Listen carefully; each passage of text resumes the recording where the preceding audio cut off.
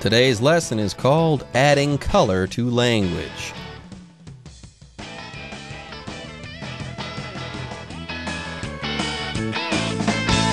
Hello, everyone. My name is Jeff. And my name is Roger. Today we're continuing to talk about idioms that have to do with color. We're adding color to our language to make it more interesting.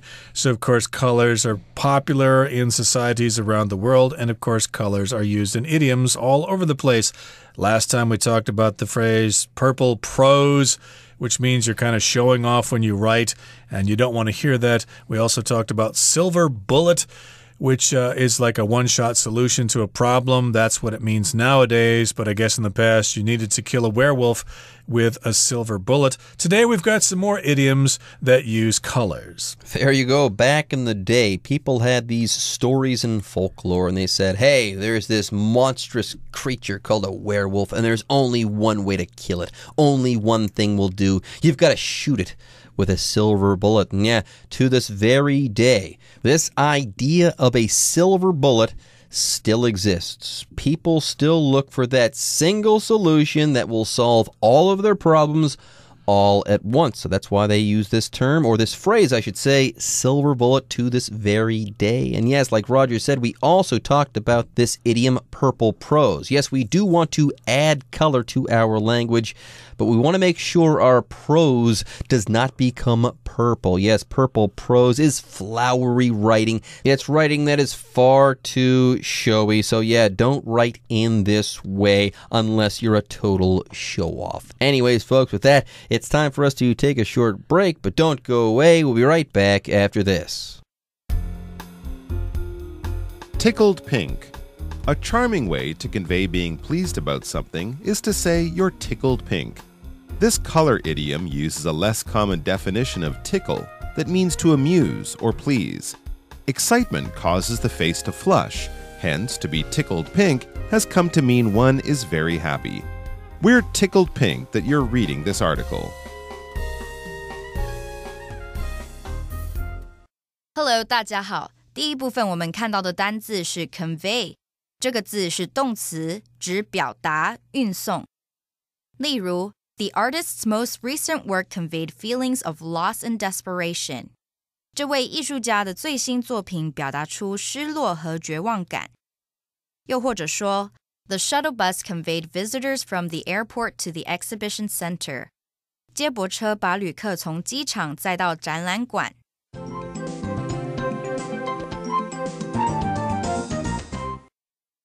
Okay, so today we're going to feature the color pink. And the phrase is to be tickled pink. To tickle, of course, means you kind of touch someone in a certain way to make them laugh. Of course, we all like to tickle our kids to get them to laugh and things like that. But in this particular case, tickled pink means something slightly different. Let's talk about this here. A charming way to convey being pleased about something is to say you're tickled pink. Okay, so this is a charming, kind of special way to say that you're very pleased or happy about something. You want to convey this meaning. And so here we've got the word convey as a verb.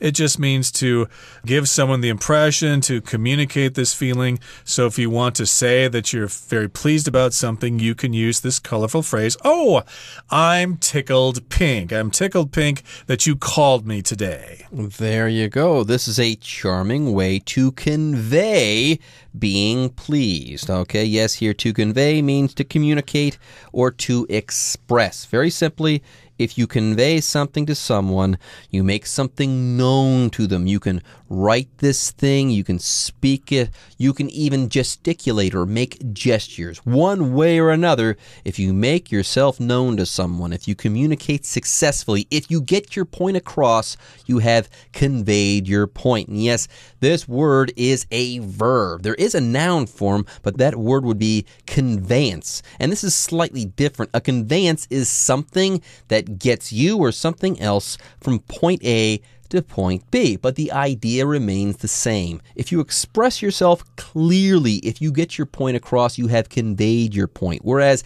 a conveyance is like a physical entity that takes something from one place to another. Anyways, let's look at an example sentence for the verb convey. You can say, I don't think I'm really conveying to you what I really mean, i.e., I'm not getting my point across. I have failed in expressing myself. Yeah, you could just say a nice way to say that you are pleased about something is to say you're tickled pink. And this color idiom uses a less common definition of tickle. That means to amuse or please. So before I explained that tickle means that you cause someone to laugh by touching them with your fingers or something like that, like parents do to their kids. They tickle them all the time. But here, it's a less common definition of the word tickle. In this particular case, tickle means it amuses you. It makes you happy. It pleases you. There you go. So you're tickled pink, but no one's actually tickling you. They're not using the tips of their fingers there to touch you on your sides or in your armpits or something like that to make you laugh. They're just amusing you or they're pleasing you in some way. Now, very often when people are amused or they're excited, the color of their faces might change. That happens with people of European extraction. Very often we do flush. Our faces will become red. Yes, excitement causes the face to flush. Hence, to be tickled pink has come to mean one is very happy. So if you're tickled pink, this isn't literal. No one is tickling you to the point that you become red in the face. No, no, no. If you are tickled pink, that means that you are happy and you are laughing, okay? Very often when I say, oh yeah, I am tickled pink by that, it means that I've been made happy and I have been roused to the point of laughter. I want to laugh riotously about something. Anyways, let's backtrack here. We've got two vocabulary words to talk about. The first of these is the word flush. Okay, here this word is being used as a verb, and yes, if you become flush or you flush, that means your face has become red because of emotion. You might be happy or you might be embarrassed. One way or another, to flush is to become red and maybe even a little warm and hot due to a surge of emotion. Like embarrassment or excitement. So indeed, excitement or embarrassment, but in this case, excitement, causes your face to turn red. It causes it to flush.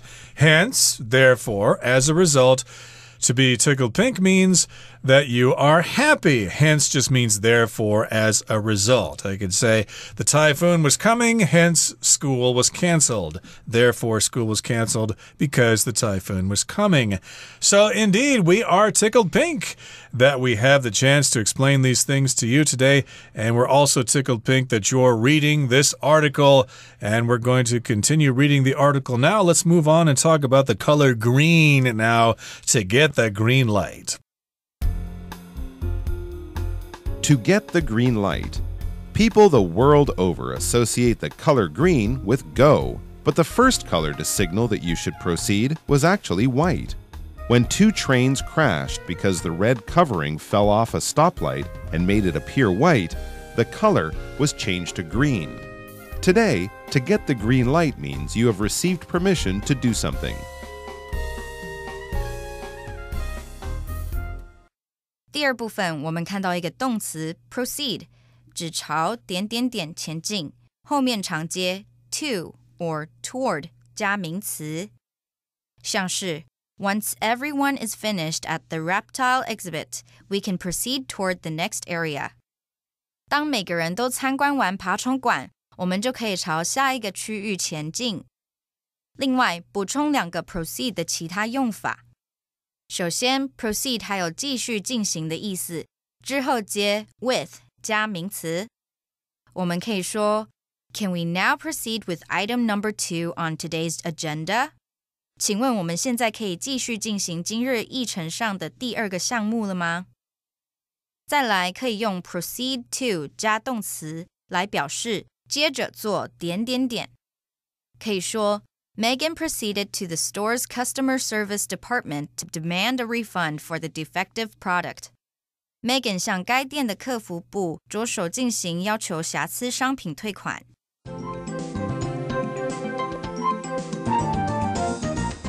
Anyways, though, let's move on from the color pink and move on to the color green. Next, we're going to talk about the following idiom, to get the green light. Okay, very often people use this idiom or they just use this verb phrase, to get green lighted. If something has been green lighted, it has gotten the go ahead. People have said yes, it has gotten approval. And the same goes for this particular idiom, to get the green light. Yes, people the world over associate the color green with go, but the first color to signal that you should proceed was actually white. How cool. But what does it mean to proceed? Well, usually to proceed is just to go or to go forward, to begin to advance. Yes, are you ready? You may proceed. So that, of course, was the first meaning of the white light, or maybe a white color. It meant that you could go.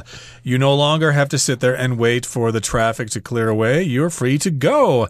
That was originally the signal. It was white. You could proceed. You could move forward. And when two trains crashed because the red covering fell off a stoplight and made it appear white, the color was changed to green. So evidently in the past there was some sort of accident. When two trains crashed into each other, there was a white light, but it had a red covering. Maybe somebody put a red coat over the white light to make it look red so that the train would stop. But it was a windy day or something like that, and the red covering fell off of that white light, and so one train thought, hey, there's a white light, I can go. So as a result, those two trains crashed into each other, and many lives were lost. So they thought, hey, we've got to prevent that from happening again. Don't put red covering over a white light. Let's just use green instead. So nowadays, of course, green means go, and red means stop. Yeah, the red meant stop. But remember, this covering fell off. Yeah, there's a red lens or a red piece of glass over the light bulb. And normally, light bulbs are naturally white in color. But one day, this red covering fell off. So what should have been a red light became a white light. And what does white light mean? Well, it used to mean go. So in this particular situation, people saw a white light. They didn't know that the red covering that would have made that light red had fallen off, so they proceeded, and a calamity ensued. So moving forward, people thought, we can't let this happen again. We can't have white signal go. Let's pick another color.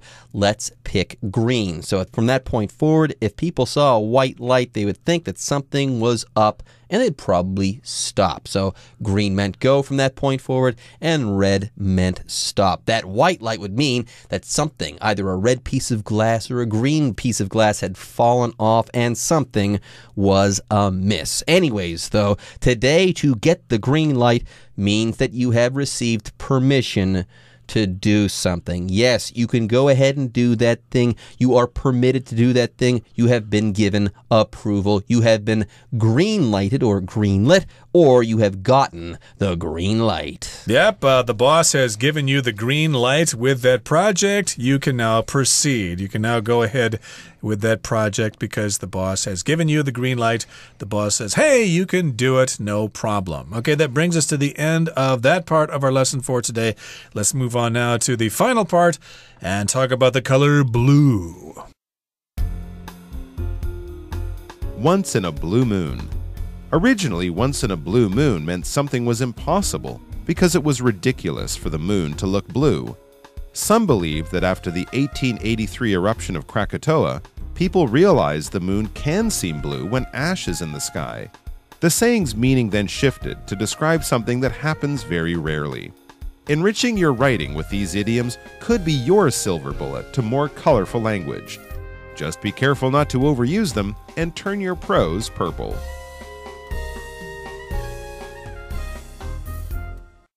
第三部分，我们看到形容词 ridiculous 指愚蠢可笑的、荒谬的。举例来说 The film is so ridiculous that I can't help laughing whenever I think about it. 这个影片实在太愚蠢可笑了，每一次想到我都忍不住笑出来。又或者说 The story in the tabloid newspaper was filled with ridiculous rumors. 八卦小报中那则新闻充满了荒谬的谣言。接着我们看到一个单字 eruption， 这个字是名词，指火山爆发。像是 The eruption of the volcano caused people in the nearby town to run away. 火山的爆发使得附近城镇的人赶快逃离。而去除 eruption 字尾 ion 可以成为它的动词 erupt， 有以下两个意思。首先 erupt 有喷出的意思，我们可以说 The oil worker got blasted with steam that erupted from a burst pipe. 钻油工人被渠管喷出的蒸汽冲击。另外 erupt 还有指激烈的表达感情，我们可以说The audience erupted in cheers when the singer appeared on stage. 当该歌手登台时，观众报以热烈欢呼。再来，我们看到动词 enrich 有使丰富、充实之意。例如 Marta enriched herself culturally by taking art courses after she retired. Marta 退休后去上美术课，充实自己的文化素养。最后我们看到单字 overuse， 这个字为动词，用来指滥用、过度使用。举例来说 If you overuse the pain medication, you may become addicted. 如果你滥用止痛药，可能会上瘾。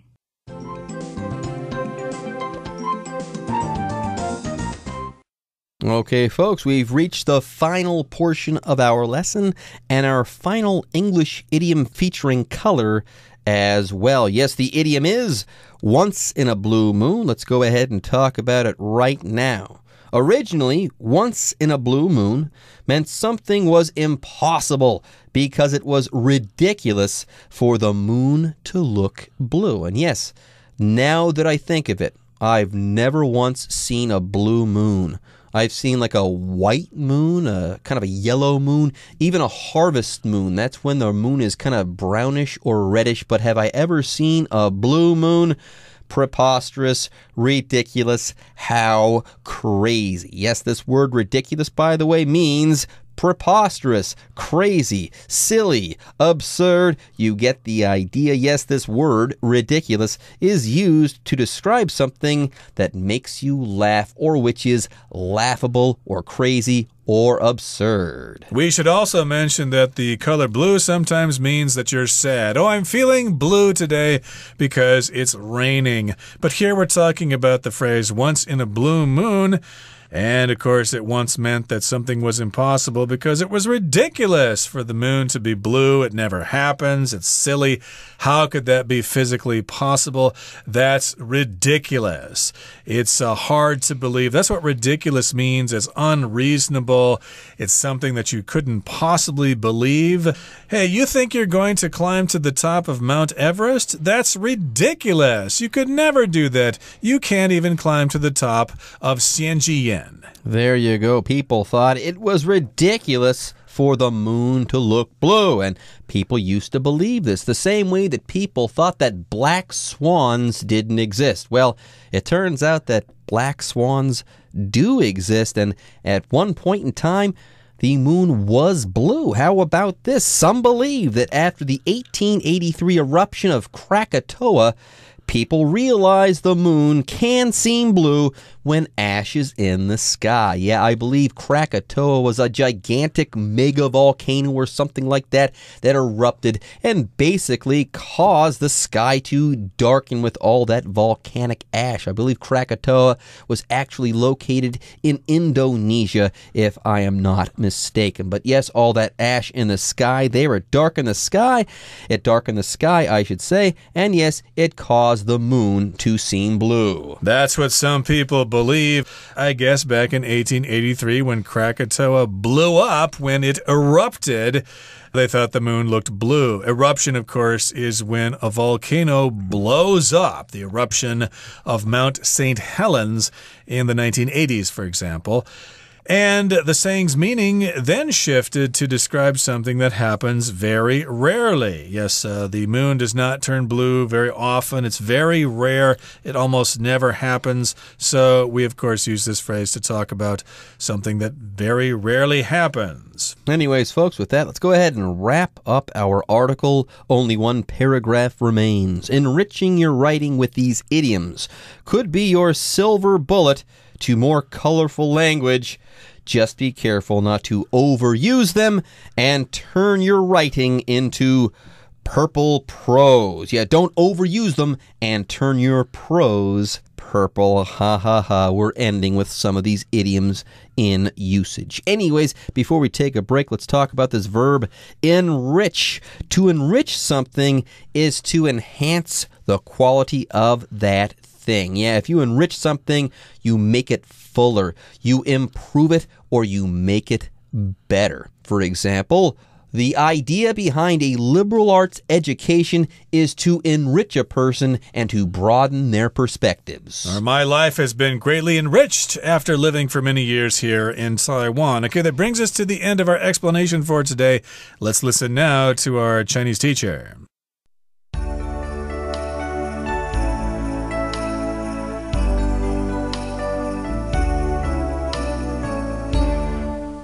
各位同学大家好，我是 Hanny。 我们来看今天的文法重点。课文第二部分介绍的惯用语是 to get the green light。 他说 People the world over associate the color green with go, but the first color to signal that you should proceed was actually white.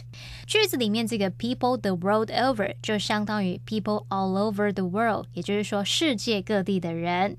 那么单字 proceed 它表示朝什么什么前进。我们来学习它的字首字根。先来看字根 CEED 或是 CEDE 或是 CESS， 这些字根有 go 的语义，也就是指前进或是行走。那在 proceed 这个字当中，它的字首 PRO 表示 forward 向前， CEED 表示 go， 那么合在一起 proceed 就是 go forward， 也就是指朝着什么前进。这个字其实也可以用来表达继续去做某事。好，那就顺便补充几个有这类字根的单字哦。第一个是 exceed， 它的字首 EX 表示由内向外，后面加上 CEED 表示行进。同学们可以试着联想，由内而外走出去，向外发展，那就会胜过留在原地的人，会超越那些人，所以 exceed 就有超过、胜过或是凌驾的意思。好，那么第二个 succeed 我们知道它是成功嘛。好，那它的字首 SUC 是来自 SUB， 表示次于在什么什么之后。那么 seed 表示行进，这跟成功有什么关系呢？其实 succeed 这个字本来呢，它有接续、接替或是继任的意思。当我们在接替工作或是继任某个位置的时候，就是在前一个人要离开之后，你让业务继续进行嘛，在什么什么之后继续行进。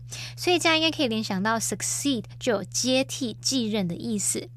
好，那么如果在名词 success 后面加上 OR 变成 successor， 就表示接班人、继任者或是继承者。至于 succeed 它这个成功的语义是后来才发展出来的，它后来就发展出这个有好的发展啊、顺利结果的语义，也就是成功的语义咯。好，那么第三个补充的是 precede。Precede precede 它的字首 PRE 表示事先，在什么之前，那么 CEDE 表示行进。这个动词就是用来表达处在什么什么之前，先于某事物。那么 precede 后面我们再加上名词字尾 ENT 变成 precedent， 它是用来表示先例、前例。像我们说 break precedent 或者是 break with precedent 就表示破例、打破先例。然后如果你在这个 precedent 前面加上否定字首 UN， 然后在它的字尾加上 ED 变成 unprecedented 就是用来表达空前的、前所未见的、史无前例的。好，另外再帮同学补充一下 associate 或是 associate 这个动词的用法。好，这个动词呢，它表示使什么有关联。那我们用到 associate A with B 就表示使 A 和 B 有关联。它也常常用被动语态表达 A be associated with B 就表示 A 跟 B 被连接在一起有关联咯。好，例如 A lack of sleep might be associated with obesity 睡眠不足可能跟肥胖有关。好，那我们在课文里面它是用 associate A with B 来表达把 A 和 B 联想在一起。举例来说 Some people associate picnics with parks 有些人把野餐和公园联想在一起。好，以上是今天重点整理，我们回顾今天单字吧。Convey. Zed conveyed his thanks for my help by sending me a thoughtful card. Flush. Sandra's face flushed when she realized her classmates had seen her trip and fall. Hence. Documents tend to get lost or destroyed over time, hence, much of ancient history is unknown. Proceed. All passengers for flight BR354 to Singapore should proceed to their gate immediately. Ridiculous. Aston got into an argument with someone online after they made a ridiculous statement. Enrich. Engaging in hobbies can teach you new skills and enrich your life.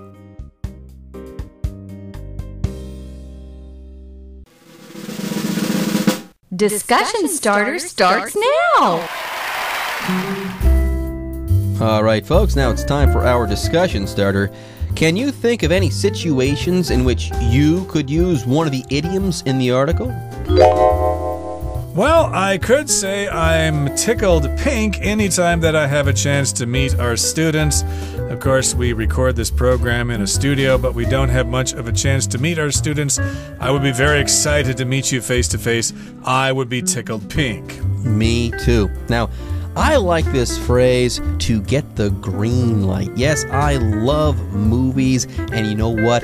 I would love to be a movie executive one day. Maybe I can work in Hollywood as a producer, and I could use this phrase all the time when I want to tell some aspiring young filmmaker that I am going to agree to make their movie. Yes, this phrase, to get the green light, is perfect for times when you are a Hollywood executive giving someone the go-ahead to start production on a film.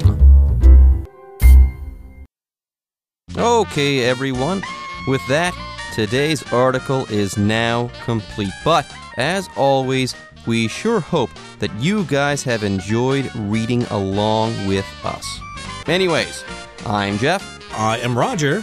See you next time.